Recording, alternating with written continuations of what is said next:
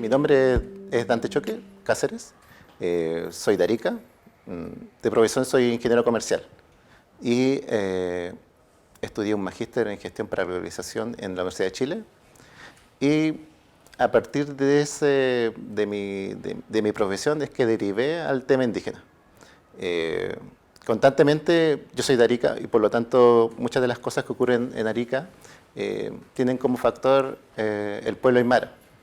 Y el pueblo aymara, y eso, y esa, y la mayoría de mis trabajos me llevaron a preocuparme sobre lo que era el mundo indígena, particularmente porque también soy aymara.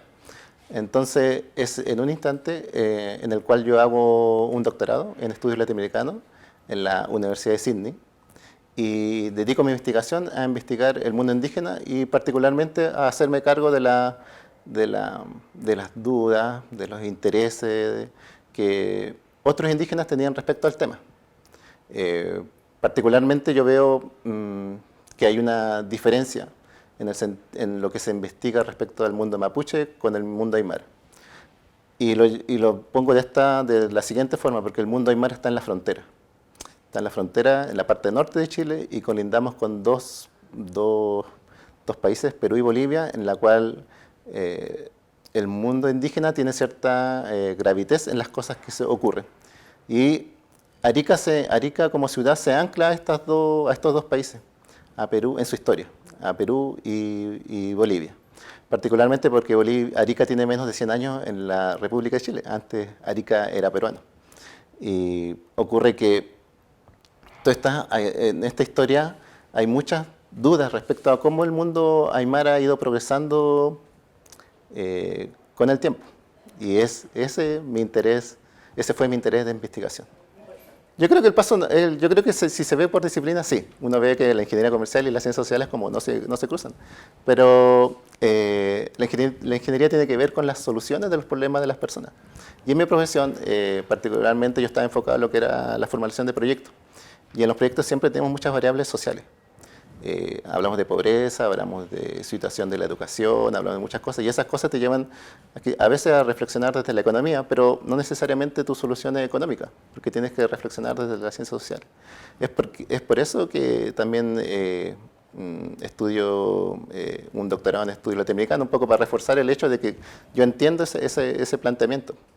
Yo no soy historiador, no soy antropólogo, no soy sociólogo, pero sí entiendo lo que aporta cada disciplina y combino de una forma muy particular las cosas que ocurren, y lo cual también ocupo como elemento transversal mi indigeneidad, porque pensar de los indígenas es pensar una cosa muy diferente, especialmente porque tú tienes una historia identitaria que no todas las tienen, porque quizás no toda la gente se está preguntando en el día quién es.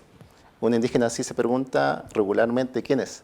Y eso es lo que hace que claro, en mis preguntas tengo que encontrar una solución. Y la solución también es como dice, te sigues colonizando cuando vas aprendiendo otra disciplina. Pero la realidad es que a partir de disciplina también hay que entrar a dialogar con otros espacios de conceptos que nos permiten de cierta forma expresar lo que ocurre en la frontera. Lo primero que hay que establecer es que, a diferencia del mundo mapuche, donde hay muchos investigadores indígenas y no indígenas, en el mundo aymara somos contados los investigadores que somos indígenas y hacemos investigación. Muchos de mis colegas, yo quiero afirmarlo, mucha de la gente indígena, sus profesiones son asociadas con la ingeniería, la contabilidad, principalmente los números.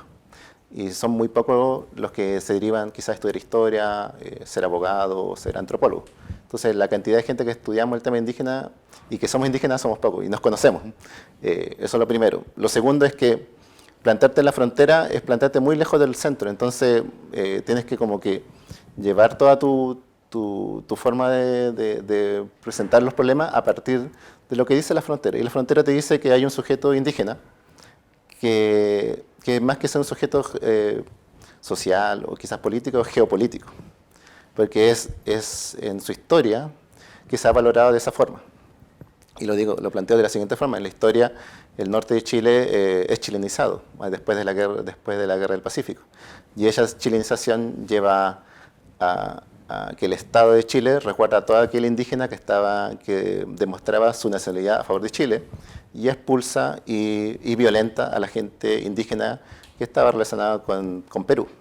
Entonces, todo el indígena que era peruano fue expulsado o fue asesinado. Y eso los documentos lo expresan así y los historiadores también lo han escrito así, que hubo mucha violencia en el norte de Chile para plantear la frontera, para hacer la frontera entre Chile y Perú. Perú el perdedor y Chile el ganador. Chile el que mantiene los recursos de la frontera, particularmente dos recursos, que era el tren Arica-La Paz y los yacimientos de azufre del volcán Tacora.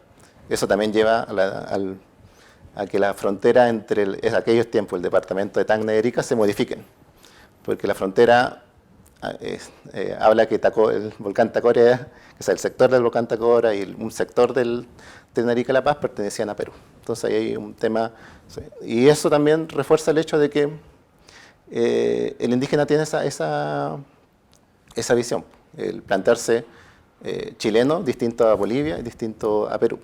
Entonces, eso es permanente. Cuando se habla de indígenas se habla como un grupo homogéneo.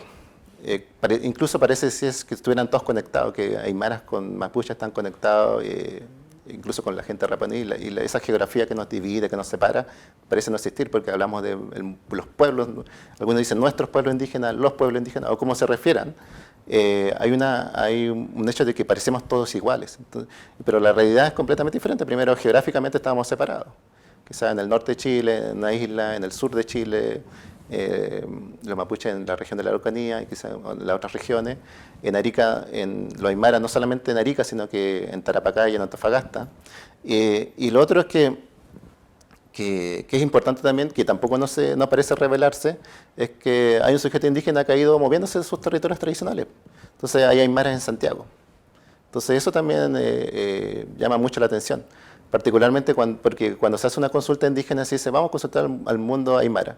Parece que los únicos aymaras que hay que consultar son los de Arica y parte de Tarapacá y parece que la consulta indígena no parece ser, no ocurre como algo en conjunto. Incluso cuando se hace una consulta indígena se hace por comuna y parece que la última etapa es que las indígenas en comuna dialogan. Y yo lo he visto, yo he participado en consultas indígenas, las he seguido, algunas parcialmente, algunas completamente, y he visto esa forma de dividir al mundo indígena, evitar que dialogan entre territorios. Y la última etapa es la de que se dialogan, y como hoy día está la ley, el reglamento, la última etapa es donde todos dialogan. Pero ¿por qué no ese diálogo comienza antes? ¿Por qué no se hace la inversa?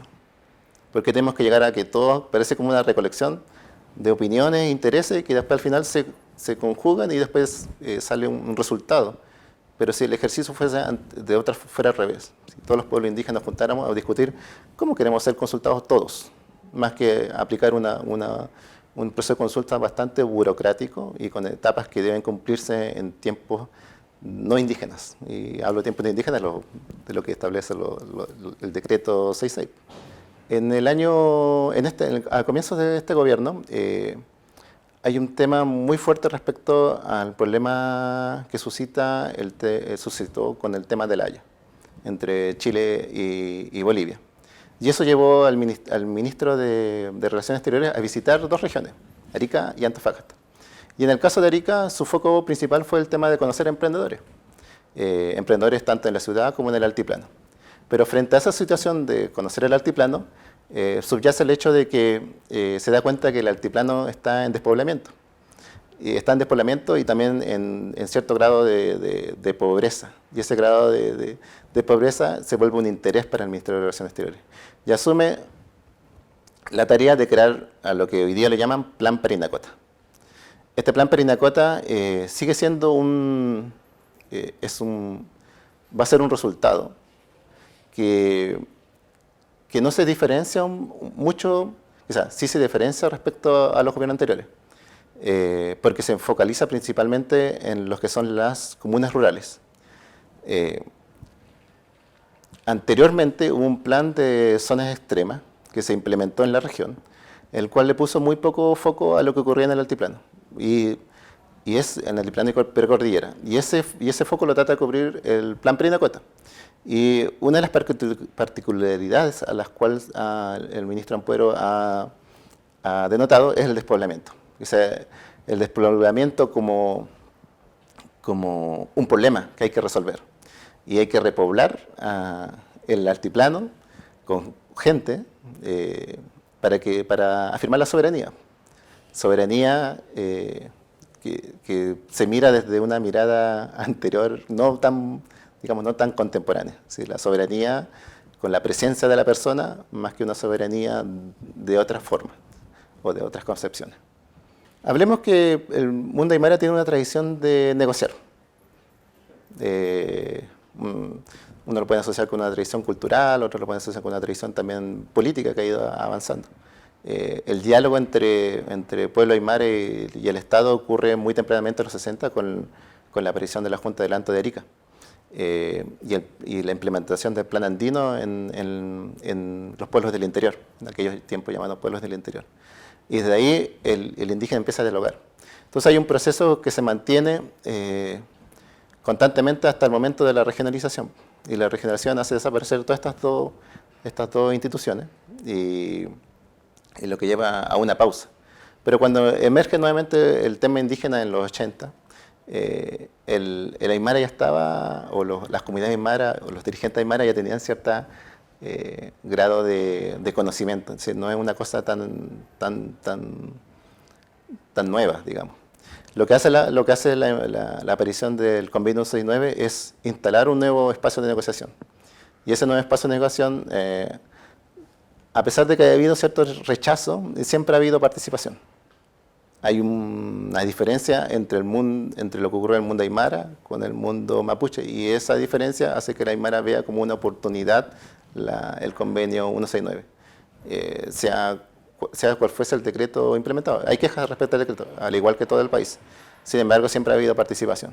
Y siempre se ve como un espacio en el cual las organizaciones indígenas, no hablar de comunidades o asociaciones, voy a hablar de organizaciones indígenas, pueden sacar cierto provecho para mejorar su situación.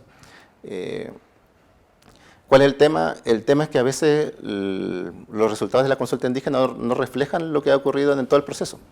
Hay mucho de micropolítica, es decir, las organizaciones tienden a hacer alianzas con el gobierno, y hay organizaciones que no tienden a hacer estos tipos de alianzas, y cuando se empiezan a conjugar, hay organizaciones que van atrás o se dejan de participar en la consulta indígena y son otras las que se mantienen. Al final, los resultados, a pesar de uno que puede decir, no, es que los indígenas se mantienen como indígenas, hablar de la práctica indígena, no es así. O sea, hay una contemporización de la práctica y eso implica a veces utilizar instrumentos democráticos, a veces hay votaciones. Se vota a mano alzada o se vota de manera no anónima, pero se vota así, me imaginemos, un grupo se junta y dice, no, esta es la mejor idea que queremos. Y eso lleva también a que grupos indígenas hacen otros procesos, ocurren otros procesos. ¿Y por qué hablo yo de organización indígena? Yo hablo de organización indígena porque no solamente emergen las comunidades y las asociaciones, sino que también, por ejemplo, hay comités de viviendas de gente indígena, hay asociaciones de agricultores indígenas que también se hacen presentes en las consultas indígenas y que también articulan sus propias estrategias para alcanzar ciertas cuestiones. Y bueno, cuestiones en el sentido de que tienen ciertos intereses que no necesariamente nosotros podemos decir que indígena es lo que están buscando, sino que están buscando también un mejoramiento de su bienestar. El gobierno no intenta innovar en la forma de hacer país, sino que mantiene el statu quo. El statu quo es mantener cosas incluso que se establecieron en la época de la dictadura, hasta hoy día. Entonces, todo eso deja espacio para poder discutir. Las cosas del mundo aymara son bastante, no decir que son sencillas de resolver, pero es el reconocimiento de sus tierras, resolver el tema del agua, resolver esto. Hay una opinión clara respecto a la minería. La mayoría de las comunidades aymaras de Arica y Penedacota no quieren minería, pero la lógica del Estado es, no, es que tienes muchas tierras y esas tierras tienen minerales y esas minerales se tienen que poner en la idea de que este país haga que crezca, entonces hay que poner la minería porque es el motor de Chile, entonces hay como lógicas que no funcionan y hay que mirarlo de este sentido. Yo siempre lo digo, la lógica del norte de Chile termina hasta el paralelo 17. El paralelo 17 es donde comienza Arica y Penedacota, hacia el norte. hasta ahí, porque en Arica y Parinacota hemos funcionado con agricultura, hemos funcionado con turismo, hemos funcionado con transporte y logística. Entonces, y la minería ha estado bastante marginal su aporte. Entonces, para que nuestra región funcione, hasta hoy día hemos funcionado sin minería. Y lo otro también que quiero plantear es que, claro, hay mucha gente aymara que participa en la minería en Antofagasta, en Tarapacá, pero no se lleva a su familia a vivir a Antofagasta y Tarapacá, y eso es por algo. Entonces, si no se las lleva, es porque la calidad de vida en esos lugares no es tan buena. Porque alguien quisiera tener a su familia separada, quizás trabajar en un lugar y tener a su familia en otro lugar, y hacer esos viajes que hacen. Entonces hay una rutina de vida. Y esa mirada tampoco se ha puesto. Entonces se siguen mandando permisos a la minería para que ingrese al territorio en contra de lo que las comunidades quieren. Entonces a veces se invisibiliza la necesidad de la comunidad con otra organización. Y esa organización a veces son las juntas vecinales. Entonces, ¿quién son los dueños, quién son los que deciden sobre el territorio? Es decir, ¿quién da la opinión sobre lo que ocurre en el territorio? ¿Son las juntas vecinales? ¿Son las comunidades indígenas? Muchas veces los mismos socios de las comunidades son vecinos de la junta vecinal, pero hay un tema ahí de quién asume el liderazgo y quién presenta las ideas. Entonces, para ver el territorio del norte hay que como combinar ideas, hay que combinar muchos factores. Claro, lo primero que hay que establecer es que hay que alejarse un poco de hablar del mundo aymara en Arica y Parinacota, porque también hay comunidades quechua, hay organizaciones quechua, hay organizaciones mapuche, organizaciones diaguita. Entonces, si bien la mayoría es aymara, más del 80% de las organizaciones son aymara, hay un gran porcentaje que también son de otros pueblos. Y lo otro también, muy interesante, que hay mucha gente que se identifica aymara quechua, o incluso aymara afro. Entonces, cuando uno empieza a decir, no, es que este es el mundo aymara en el norte, claro, caemos en el esencialismo de que no se ha ido avanzando en la forma de hacer identidad. Sí, hay que reconocer de que hay muchos aymaras, pero también hay otras identidades. Eso nos lleva también a hacer mucha innovación. A veces, cuando uno empieza a observar lo que pide la gente, es cómo ellos tratan de presentar sus demandas. Porque no es un ejercicio, permanente. Cuando dice, ¿cuál es tu demanda? La pregunta parece ser, no, es que tu demanda son estas cosas. Pero sí, ellos tratan de presentar, ellos asumen la cuestión del desarrollo como una principal demanda. El desarrollo es de por sí la principal demanda que tiene la gente indígena del norte. Y eso puede tomar cualquier dimensión. Entonces, a veces uno dice, es que todos están interesados en el tema de reconocimiento constitucional, pero no es una realidad completa. O sea, hay algunos que pueden entender la idea de reconocimiento constitucional como un elemento favorable, pero hay otras comunidades que te lo preguntan, ¿usted quiere reconocimiento constitucional? Entonces ellos no dicen nada. Entonces ese es el tema. Es muy diverso. Hablamos que hay más de 200 organizaciones en Arica y Parinacota, algunas más activas que otras. Entonces, algunas más cercanas a los temas contingentes y otras no tan cercanas. Otras que tratan de resolver el día a día. Entonces, hay algunas organizaciones que parece como que el emprendimiento fuese su principal demanda. Hay otras organizaciones con un interés mucho más político de tener una mejor representación dentro de lo que son las tomas de decisiones a partir del gobierno. Entonces es súper complejo presentar una única demanda. Yo prefiero ver que hay una heterogeneidad de demandas que depende mucho de la organización, de sus líderes, depende mucho de sus comuneros o asociados o socios, la forma como ven el tema indígena. Incluso no como tema indígena, a veces parece ser de que el tema indígena también es intersectado por otras cuestiones. Entonces, esas otras cuestiones tienen que ser, a veces es el tema geopolítico. Entonces ahí como que regresamos nuevamente a cómo nos presentamos. O sea, para algunos dicen, no, soy aymara antes que chileno, otros dicen, soy chileno, el mundo aymara. Entonces ahí como que hay una identidad que el tema de la chilenidad es un elemento también que conlleva la forma de no hacer resistencia hacia el mundo, hacia lo que propone el gobierno, y hacer otro tipo de resistencia, no la resistencia violenta, ¿no? O una resistencia contraria a lo que sea presentarlo de frente en contra de lo que define el Estado, del gobierno, sino que tratar de innovar en la forma de hacer el pedido. Eso un poco. En términos de derecho colectivo, principalmente el tema de la propiedad de los recursos naturales. Hay una demanda permanente respecto al reconocimiento de la propiedad de los territorios comunitarios, no individuales. Entonces, eso lleva a la idea de que la comunidad, como un todo, está preocupada del territorio. Lo otro es el tema del agua, el aprovechamiento del agua. Todo eso también es un tema bastante demandado. Que sea, hoy día en las condiciones que está la legislación, el marco gubernamental respecto a estas dos cuestiones, la tierra y el agua, particularmente produce mucha crítica desde los líderes de las organizaciones indígenas en Arica. Yo lo pongo como anécdota, que sea, tenemos un parque nacional en el altiplano que está sobre territorio privado. Cuestión de que, de acuerdo a la legislación, no debiese ocurrir. Entonces, incluso en ese mismo territorio hay explotación minera, no metálica, sobre un parque nacional. Entonces, como complejo de repente cuando tú miras lo que sucede. Entonces, y esas son situaciones que la gente le gustaría que cambiara. O sea, tener participación en la forma que se administra el territorio, a pesar de que es un parque nacional. Hablar de qué es la actividad productiva que a la gente le gustaría que se produzca en el norte de Chile, yo quiero llamarlas como demandas colectivas. Más allá de lo que nosotros hablamos por reconocimiento constitucional, más allá de lo que podríamos decir de lo que puede ocurrir con la representación del Parlamento. Respecto al futuro, es una buena pregunta. ¿Qué futuro deseamos para el mundo indígena? Yo creo que